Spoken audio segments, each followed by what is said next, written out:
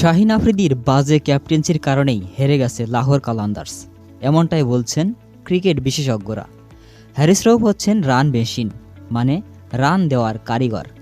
অন্য কোনো বোলার যদি এক ওভারে 5 রান দেয়, তবে হ্যারিস রৌফ দেবে মিনিমাম 10 রান।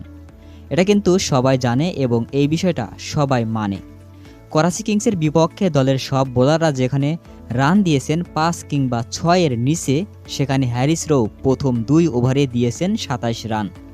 হ্যারিস রৌফ এতটা এক্সপেন্সিভ বল করার পরেও শেষ ওভারে তার ওপর আস্থা রাখল শাহিন আফ্রিদি।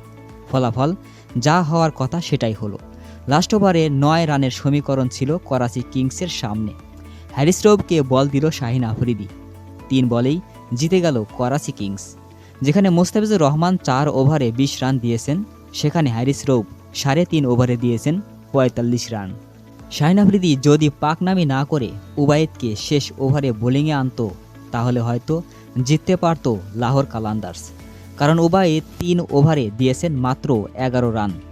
সবাই ভেবেছিল হয়তো শেষ ওভারে উবায়েদকে বল দেবেন শাহিন আফ্রিদি, কিন্তু সবাইকে অবাক করে বল তুলে দিলেন অভিজ্ঞ হ্যারিস রৌফকে, যার ফলে হারতে হলো লাহোর কালান্দার্সকে।